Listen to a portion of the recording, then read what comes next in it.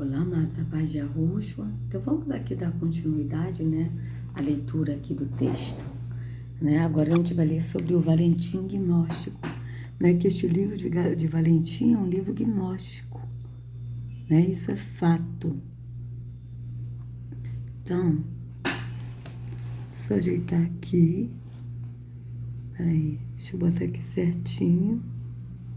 Assim tá ótimo, né? Assim, então, vamos ler aqui, ó. Valentim, ou Valentino, em latim Valentinus. Aí aqui, foi por algum tempo teólogo gnóstico no período do cristianismo. Vocês vejam bem, teólogo gnóstico, tá? Teologia do grego, teologia, é o estudo crítico da natureza do divino, deuses ou Deus, seus atributos e sua relação com o homem. Em sentido estrito, limita-se ao cristianismo. Então, o teólogo é aquele que estuda sobre a teologia, né? Sobre Deus, essas coisas, né? E o teólogo gnóstico é aquele que estuda para a área do gnosticismo.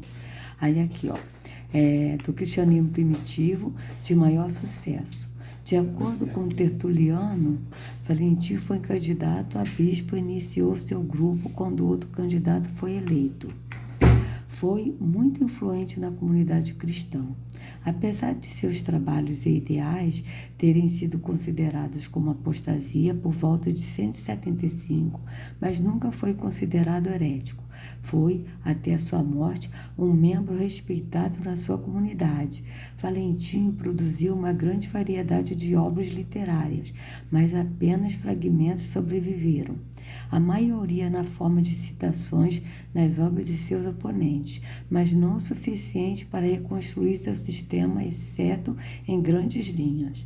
Além destes relatos, o pouco que se conhece da sua doutrina é conhecida de forma modificada e já desenvolvida nos trabalhos por seus discípulos.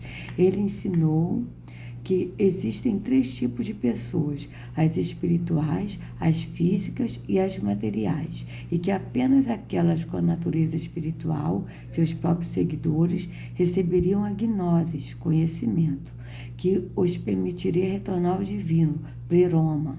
Então, a gente já viu isso, né? O que é pleroma, o que é a gnose. A gnose é o conhecimento na forma oculta, né? De misticismo, né? E a pleroma, tá? Então, aqui a pleroma, vamos ver de novo, né? Geralmente se refere à totalidade dos poderes divinos, tá? Então, a palavra significa plenitude, né?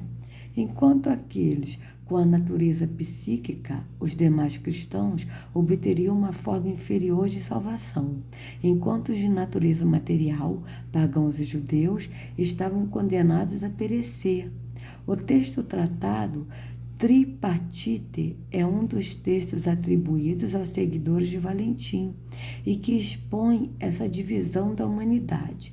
Valentim tinha um grande grupo de seguidores, os valentianos. Então vamos ver aqui, valentianos.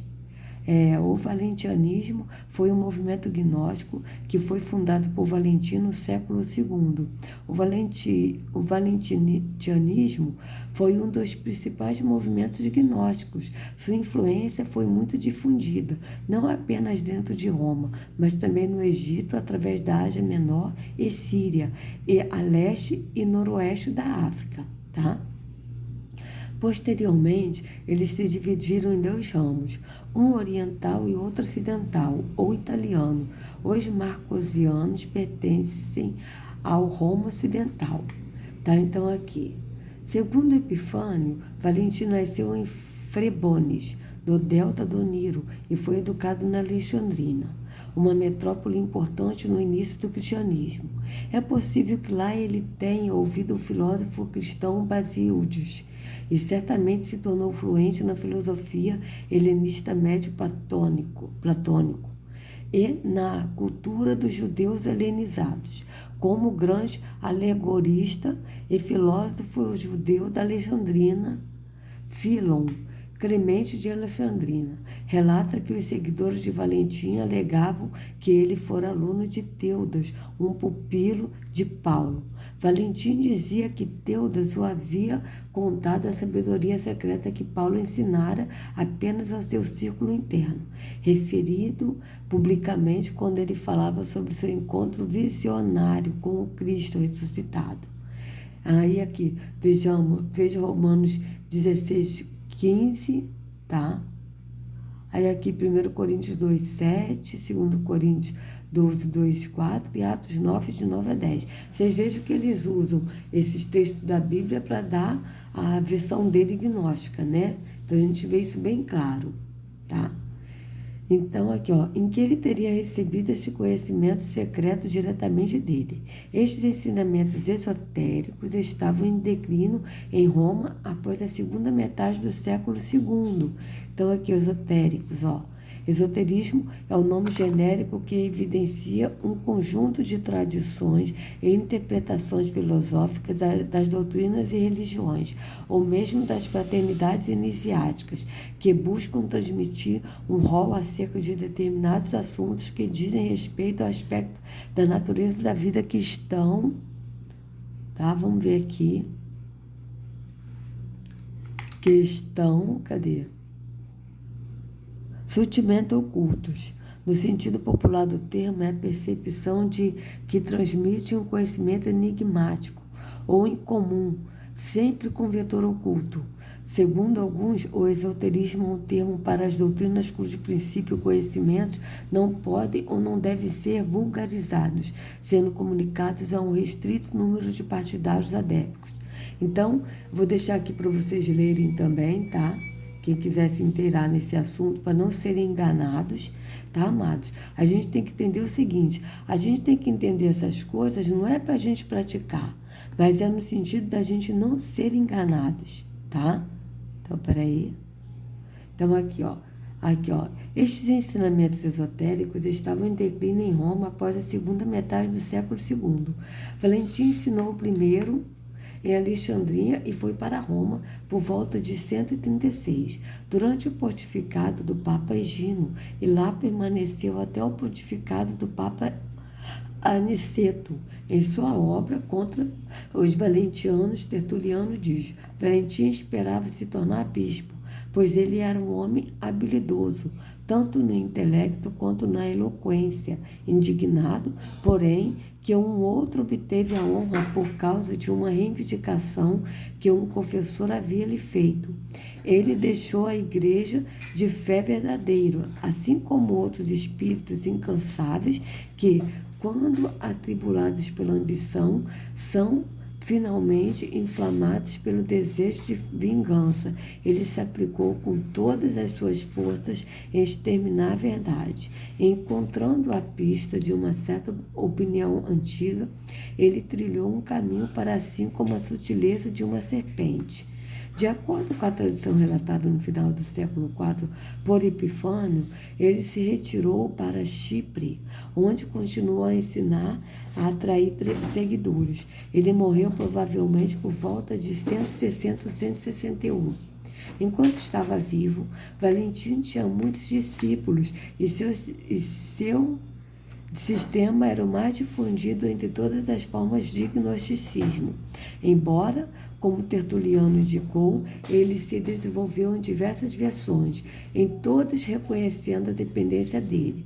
Eles fazem questão de repudiar seu nome entre os mais proeminentes discípulos de Valentim, que, porém, não seguia cegamente todas as visões do mestre. Estavam bardessanes, invariavelmente ligado a Valentim nas referências mais recentes, assim como Heracleão, Ptolomeu e Marcos. Muitos dos escritos destes gnósticos e um grande número de trechos das obras de Valentim existiam apenas em citações nas obras de seus detratores, até que em 1945 um grande conjunto de obras descobertas na biblioteca de Nag Hammadi revelaram uma versão cópita do Evangelho da Verdade, que é o título do texto que, segundo Irineu, era o mesmo que o Evangelho de Valentim, mencionado por Tertuliano em conta todas as heresias. Então, aqui, as ideias de Valentim. tá? A essência do pensamento Valentim é: a salvação está no autoconhecimento, a gnose. Vocês vejam que é totalmente contrário à Escritura, porque a Escritura diz que a salvação está em Yahushua, né? Por meio da fé em Yahushua. Aqui ele já diz que a salvação está no autoconhecimento, a gnose, tá? Ou seja, o conhecimento gnóstico. Ou seja, então a gnose que morreu por nós, vocês estão entendendo o absurdo, né? Vocês vejam bem. Com influências nitidamente neoplatônicas, desenvolveu uma complexa cosmogonia onde Deus, neste caso Pai inefável, está acima do Deus inferior, chamado de Demiurgo, o Pai invisível. Então vocês vejam bem que a gente aprendeu sobre Demiurgo nesse canal aí, né? Nesse referido canal. Então vocês vejam bem, tá? Vamos ver o que é o neoplatônicos, tá? Neoplatonismo é o termo que define o conjunto de doutrinas e escola de inspirações platônicas que se desenvolveram no século III do século IV, mais precisamente a fundação da escola alessandrina por Amônio Sacras. Então, ou seja, vem de Platão, né? Vem do Platão, tá? Depois vocês leem aqui, ó, Pai inefável, ó.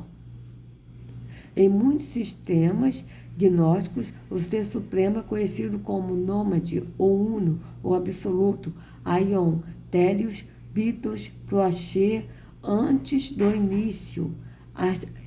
Ayaxê, o Pai inefável, o Uno é a fonte primal do pleroma, a região de luz. As várias emanações do Uno são chamadas Aeons. E o Demiurgo, né? Significa o que trabalha para público artifício operário manual. Demi significa o povo e Orgus, trabalhador, tá?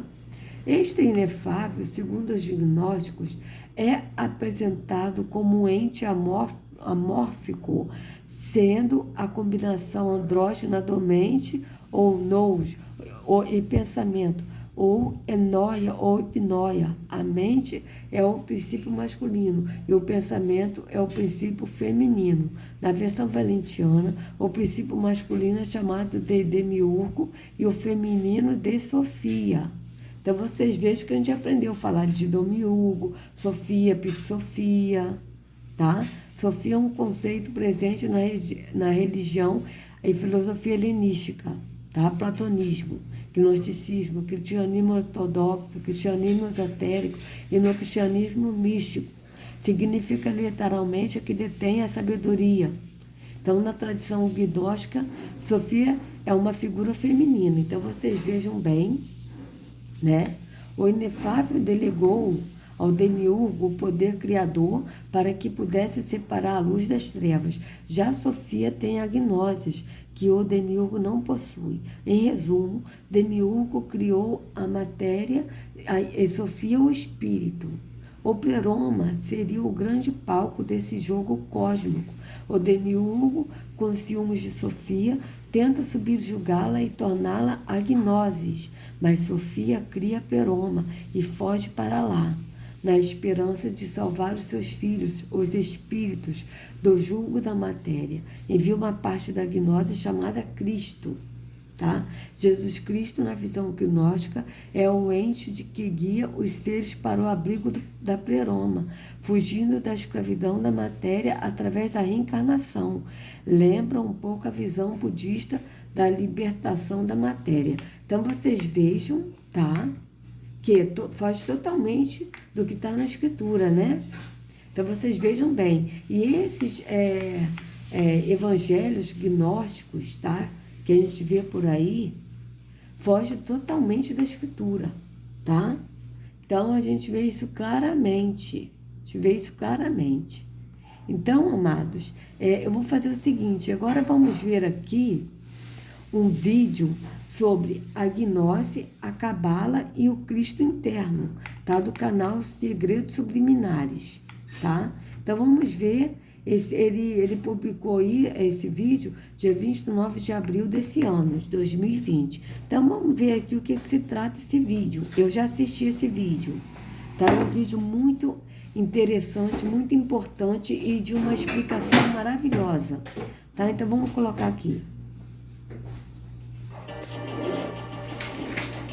A inspiração sua é demais. É demais você. Que vai. Inspiração nenhuma você tem. Quanto pensamento.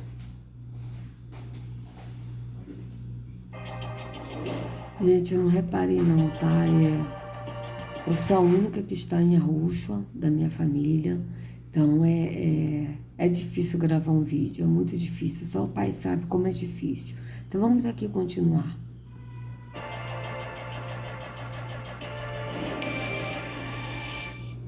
Olá, amigos e irmãos inscritos do canal Segredos Subliminares. Neste vídeo eu quero apresentar alguns conceitos maçônicos e cabalistas que são de grande importância entendermos, para que haja cada vez mais clareza sobre muitas questões que eu tenho trazido aqui no canal. Várias pessoas já me disseram que eu entendi mal a gnose quando eu falo que já fui do esoterismo. Pelo contrário, eu entendi muito bem do que se trata a gnose. Mas a clareza só veio mesmo depois que eu conheci o Evangelho e passei a ser ensinado pelo Espírito Santo. O Espírito Santo sonda as profundezas de Deus e nos revela coisas impressionantes desde a fundação do mundo. E isso nada tem a ver com o Espiritismo. Ele é o Espírito. Há um só Deus, um só Senhor e um só Espírito. E este Espírito, que conhece as profundezas de Deus, fala conosco e nos ensina muitas coisas. Bom, um dos pontos chaves do gnosticismo é afirmar que Jesus, o Messias, é a serpente do conhecimento. E é a partir daí que começa o problema. Bom, a serpente é só um animal, mas simbolicamente e metaforicamente, ela é apresentada como um ser que levou Adão e Eva à queda, trazendo morte espiritual a toda a humanidade. A serpente representa astúcia. E até tem algumas pessoas que alegam que Cristo disse: sejam simples como as pombas e astutos como as serpentes. Neste caso são linguagens metafóricas. Ele não disse para imitarmos Satanás. Devemos ser humildes, mas não idiotas, e podemos ser presas fáceis dos nossos inimigos espirituais. A serpente é um réptil ágil e astuto, com reflexos que percebe facilmente qualquer ataque. Dessa forma, nós precisamos ser simples, mas sagazes, para fugir dos nossos inimigos. Foi isso que Cristo quis dizer. Por outro lado, a serpente é também símbolo de Satanás. Ele é chamado de antiga serpente, pois é um ser espiritual que com astúcia enganou Adão e Eva e continua agindo na humanidade. Eu tenho trazido esses assuntos aqui porque cada vez mais essas doutrinas ocultistas têm se disseminado no meio religioso. E a árvore do conhecimento, que estava no Jardim do Éden, é uma árvore simbólica, e ela é apresentada na Cabala através de um gráfico com uma numeração que vai do 1 ao 10. Esses círculos numéricos da Cabala, Sefirot, são chamados de frutos, e estes círculos estão interligados por 22 linhas. Como vimos essas 22 linhas... Então, vocês vejam aqui uma coisa, amados. Aqui ele falou da árvore da Cabala, tá? Da árvore da Cabala. Vocês vejam que a Escritura diz que Yahushua é a videira verdadeira, né? Ele disse: eu sou a videira verdadeira e meu pai é o agricultor. Aquele que está em mim e permanecer em mim, eu permanecerei nele, e esses darão muitos frutos, né? Ou seja, darão muitos frutos no espírito, tá? Porque quando a gente permanece na árvore que é Yahushua, né, nós damos fruto no espírito, porque é o espírito que produz o fruto em nós. Mas tem também a árvore da Cabala, então vocês vejam que eles também têm árvore. Então vocês vejam que o gnosticismo está ligado na árvore da Cabala. Todos esses ensinamentos que estão sendo ensinados, que vêm do engano, está ligado na maçonaria, na cabala e no esoterismo. Isso a gente vai ver aqui, vocês vejam bem. Vamos continuar. Simbólica. E ela é apresentada na Cabala através de um gráfico com uma numeração que vai do 1 ao 10. Esses círculos numéricos da Cabala, Sefirot, são chamados de frutos, e estes círculos estão interligados por 22 linhas. Como vimos, essas 22 linhas representam tanto o alfabeto hebraico quanto as 22 cartas do tarô, pois, como já dito, é um sistema ocultista e que tem suas origens na Babilônia. E estes conceitos cabalistas estão misturados a vários princípios maçons. Maçom é uma palavra ligada à construção, pedreiro, ou seja, a construção do templo, o Templo de Salomão ou qualquer construção da antiguidade, seja a Torre de Babel ou até mesmo as pirâmides do Egito. O templo foi construído apenas para representar a imagem simbólica do mundo espiritual. A divisão do lugar santíssimo era para mostrar que estávamos separados de Deus e só podíamos chegar até ele através de vários rituais e expiações com sangue de animais. Ninguém podia ter acesso direto a Deus, somente através de sacerdotes e sumos sacerdotes. Este véu rasgado simboliza a abertura espiritual, como se o céu se rasgasse ao meio, permitindo a nossa entrada nas regiões celestiais. Além disso, depois que o Messias profetizou a destruição do templo, hoje o templo não passa de uma imagem que deveria ser esquecida, pois faz parte da antiga aliança. Um símbolo do passado que perdeu seu valor, pois hoje o templo somos nós. Por isso que no livro de Apocalipse, o Messias fala à igreja: quem ouvir a minha voz, eu entrarei na sua casa e cearemos juntos. E essa porta é a porta do nosso coração, a porta da nossa alma. E aqueles que usam com base o antigo pacto estão nas sombras, pois o véu já foi rasgado e algumas simbologias tomaram o seu real sentido, com a manifestação da luz.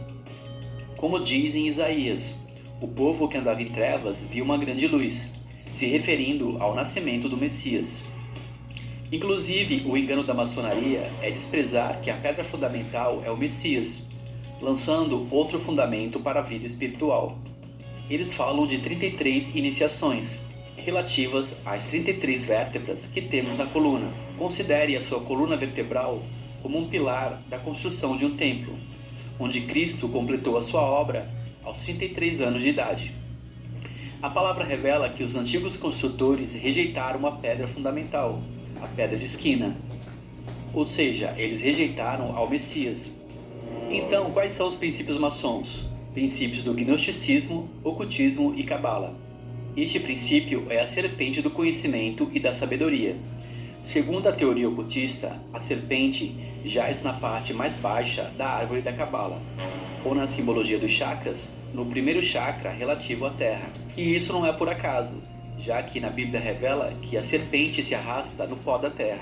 Nessas seitas iniciáticas, eles dizem que depois de um trabalho de iniciação, essa serpente é despertada e sobe no topo da cabeça do iniciado, em corona, e então despeja a iluminação, o fogo de Bafomete. Já que Bafomete é um simbolismo de alquimia.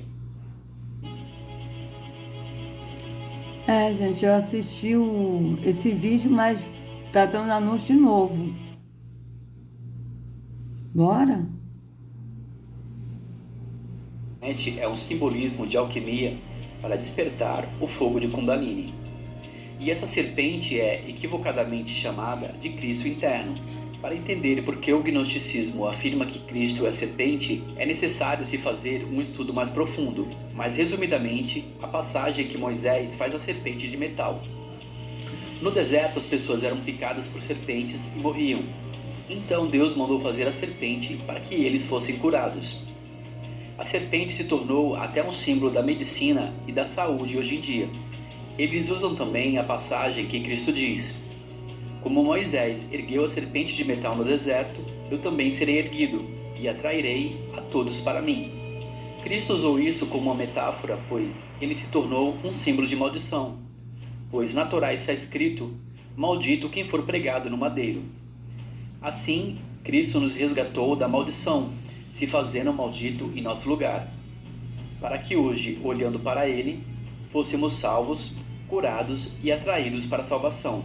Ou seja, a antiga serpente trouxe maldição e matou o homem, mas Cristo derrotou a serpente na cruz, se fazendo maldito por nós. Então nós devemos ter muita atenção com as doutrinas da nova era e com os conceitos disseminados pela cabala. A serpente enganou Adão e Eva, justamente prometendo poder e vida eterna. Quem come do fruto da ciência do bem e do mal não tem vida eterna. O Messias é a verdadeira árvore da vida, e somente conectados a ele temos a salvação.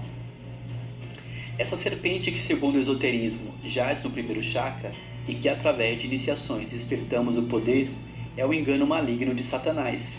A serpente não tem poder algum, mas eles têm divinizado ela como um símbolo de sabedoria, força e beleza. Veja que esses são os 3 pilares desse sistema maçônico cabalista. O pilar beleza é também uma referência para Lúcifer, a estrela mais bela da manhã, o planeta Vênus. Tratam-se de simbologias e metáforas bíblicas para se referir a ele. Mas ele usurpou do seu brilho, da intimidade e proximidade que ele tinha com o Criador e se tornou arrogante. A Bíblia revela que ele estava no Éden, metaforicamente no céu de Deus, envolto a todas as pedras preciosas, principalmente o diamante. Veja que os Beatles usou essa simbologia em uma letra das suas músicas.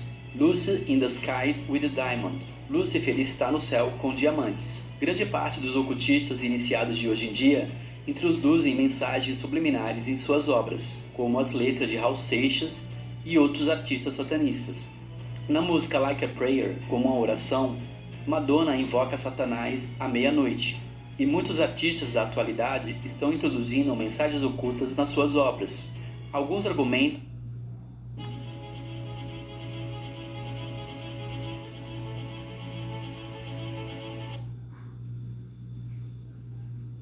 Bora? obras. Alguns argumentam que a cabala pode ser usada para o bem e para o mal, obviamente, pois é a árvore da ciência do bem e do mal. Mas quem come deste fruto morre espiritualmente. Bom, os pilares da maçonaria são chamados J, P e W, referente a uma trindade que reúne os deuses Jeová, Baal e Osíris. O nome Jabulon está também representado nesses pilares, e nele nós encontramos a configuração 101 e outras simbologias numéricas e cabalistas. Na árvore da Cabala, a Sefirot oculta é a número 11, como já vimos, que é a numerologia dos Illuminati. Essa iluminação é alcançada através da iniciação luciferiana, que nada mais é este caminho de 33 graus, que a serpente faz até chegar em corona.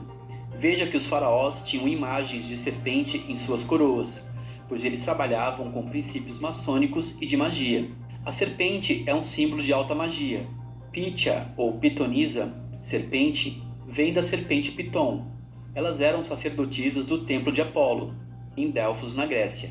Elas eram iniciadas nos mistérios e práticas ocultistas da deusa serpente. Mas veja que a árvore da Cabala, quando tem sua numerologia invertida, apresenta o número 11 no topo de corona e o número 8 no lugar da Sefirot oculta. O número 8, assim como o número 0, é uma simbologia para a serpente. O 0 simboliza o caos antes da criação, e o 8 é o símbolo de alquimia, representado pelas serpentes entrelaçadas de Baphomet. Helena Blavatsky criou um símbolo da serpente para sua doutrina, chamada de Teosofia, e este símbolo é Ouroboros. A Sofia representa a sabedoria gnóstica da serpente, o conhecimento. Deus não é contra buscarmos o conhecimento, mas a salvação só pode ser alcançada através da sabedoria de Deus, que é invocada através do Messias. Ele diz na sua palavra que ele aniquilou a sabedoria dos sábios e a inteligência dos inteligentes. Ou seja, a antiga serpente foi derrotada pelo Messias na cruz e não despertada. Um grande shalom a todos, um forte abraço. Então vocês vejam, né? Eu vou colocar esse vídeo no link da descrição, tá? Vou colocar para vocês. Vocês vejam que hoje, amados, esse vídeo que eu tô fazendo, né? Isso não é um teste, e não é mesmo. Nós estamos realmente na tribulação, tá? Isso é fato. Nós estamos na tribulação. Isso tudo que está acontecendo, eu estou mostrando isso, eu não estou fugindo do tema. A escritura é bem clara que virão tempos de apostasia, e nós estamos nesse tempo de apostasia. O que é apostasia? É se desviar da fé, se desviar de arrucha, se desviar da escritura. E a gente está vendo claramente que as pessoas estão se desviando da escritura e seguindo outras linhas de pensamento, de conhecimentos que são gnósticos.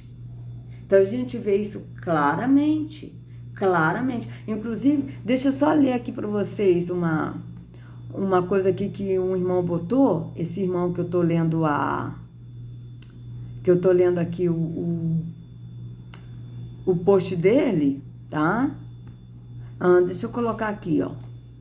Vamos ver aqui se eu consigo achar, só para vocês verem o que é isso. Peraí, Elisete. Vamos lá, deixa eu ver aqui o comentário dele que eu vou ler para vocês o comentário dele. E que tá corretíssimo o comentário dele, tá? Deixa eu ver aqui, peraí. Ó. Aqui o comentário do irmão tá, que fez esse post, ó. Elisete, belo trabalho. Vou dar um contexto aqui.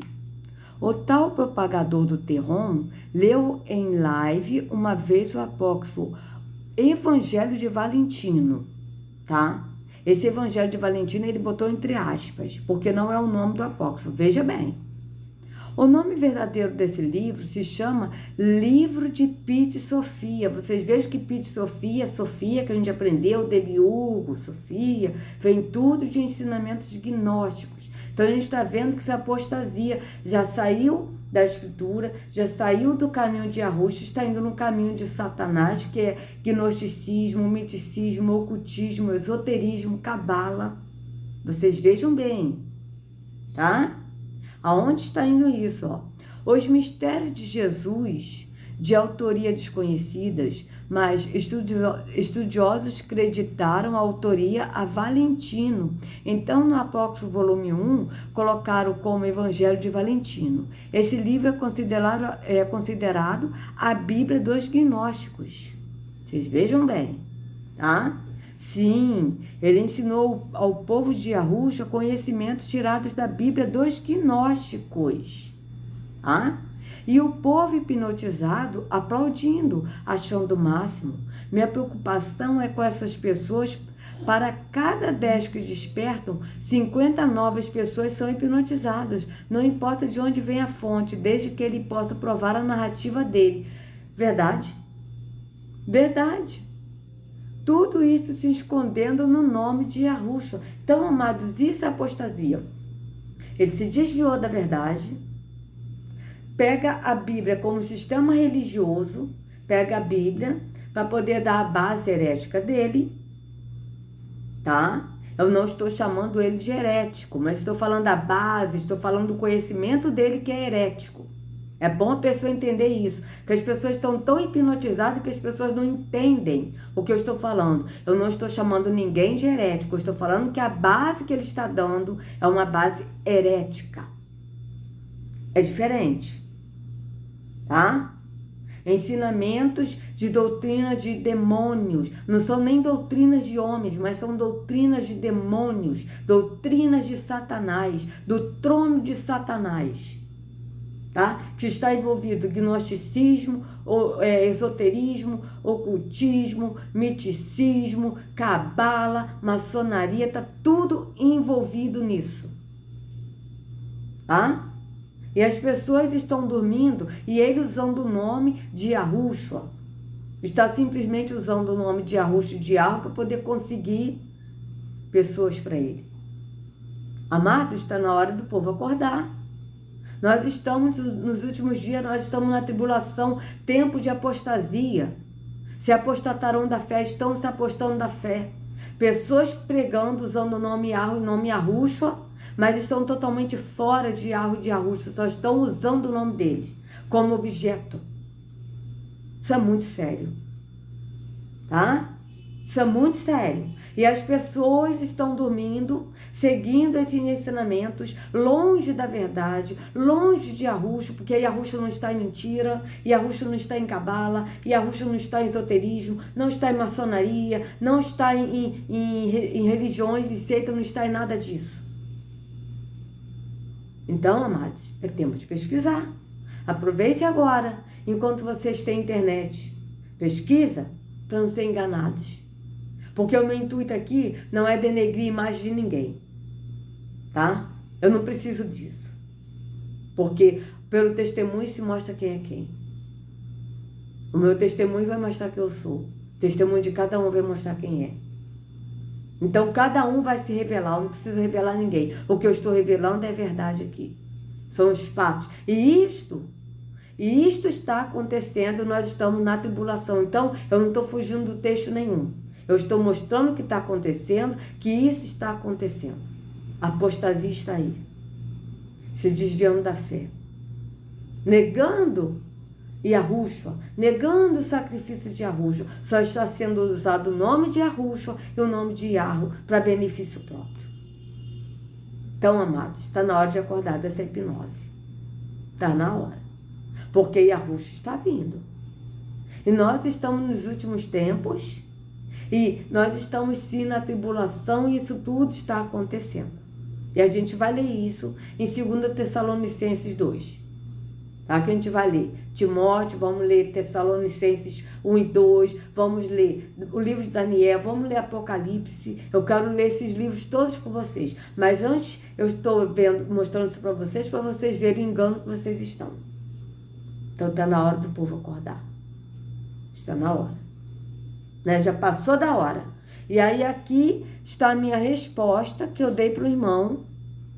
Tá? Deixa eu botar aqui para vocês. Veja. Verdade, amado irmão. E ele está somente usando os nomes Yahu e Yahushua para benefício próprio. Ele não está no espírito da verdade. Não está, amado. Não está. Porque aqueles que estão no ocultismo, no esoterismo, no gnosticismo, lendo livros esotéricos, livros gnósticos, não estão na verdade. Isso é fato.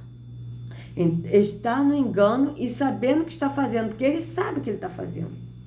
E ele prestará conta diante de Yahu naquele grande dia. Agora, uma coisa, amados. Ele sabe o que ele está fazendo? Sabe. Ele vai prestar conta das almas que ele está enganando? Vai. Mas ele não vai poder defender ninguém naquele dia. Tá? Naquele grande dia, as pessoas não vão poder dizer, olha, eu fui enganada, eu fui hipnotizada, me perdoe. Não, porque tem a internet aí para se pesquisar. Eu estou falando que as pessoas estão hipnotizadas, estão. Então, vocês que estão ouvindo isso, estão seguindo esse homem como líder, como pastor, porque ele está se passando por Yahushua. Porque uma pessoa que diz, se você não está comigo, não está com Yahushua, é porque ele está se passando por Yahushua. Tá? Uma pessoa que diz que vai dar um diploma de Yahushua, ora, se eu não sou Yahushua, como eu vou dar um diploma de Yahushua? Está na hora de vocês acordarem. Tá? Naquele grande dia, onde cada um de nós vai prestar conta de nossas obras, de todas as palavras que nós falamos, não vai ter como dizer que não sabia. Porque vocês que estão assistindo o vídeo hoje, eu estou dizendo que vocês estão hipnotizados nessa seita maligna que está envolvendo maçonaria, esoterismo, hipnotismo, bruxaria, feitiçaria, está tudo envolvido nisso. Cabala, ocultismo, gnosticismo, budismo, hinduísmo, espiritismo, candomblé, macumba, que tá a Umbanda e o Candomblé, tá tudo junto e misturado nisso aí, amados. Tá tudo junto e misturado. E aquele que quer a verdade e buscar e pedir ao Pai, Pai, me mostra a verdade, e o Pai vai mostrar. Porque a Escritura diz que Yahu não é de confusão. E ele não deixa ninguém no engano. Se vocês pedirem ao Pai, o Pai vai mostrar. Então, Yahushua não está nisso. Qual lado que vocês querem seguir? Vocês querem o caminho da verdade, que é um caminho difícil, é um caminho doloroso, é um caminho com pedras, é um caminho apertado, que é o caminho de Yahushua? Ou vocês querem esse entretenimento e esse caminho que tem várias ramificações? Porque eu estou dizendo para vocês que esse caminho que ele está levando é o caminho do gnosticismo.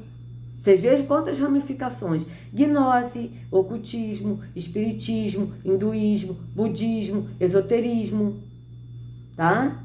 Misticismo, tá tudo misturado nisso aí. Maçonaria, é tudo esse caminho aí todo que está levando para a porta larga, que é a perdição. Então, tá na hora de vocês pesquisarem, de vocês decidirem o que vocês querem. Tá, amados? Então, reflitam, oram, peçam ao Pai. Peçam ao Pai. Porque vocês estão cientes que vocês estão na hipnose. Eu estou avisando. Cabe a cada um decidir o lado que quer. A escolha é de cada um de nós. Então, se vocês gostaram do vídeo, por favor, dê o like, compartilha, se inscreva no canal, acione o sininho para receber notificações do YouTube. Tá? Não sejam enganados. Não sejam enganados, amados. Que a Ruxa liberte cada um de todo engano, toda seita, de toda hipnose, em nome de Arruxo.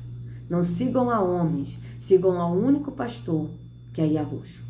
Boa reflexão, até a próxima.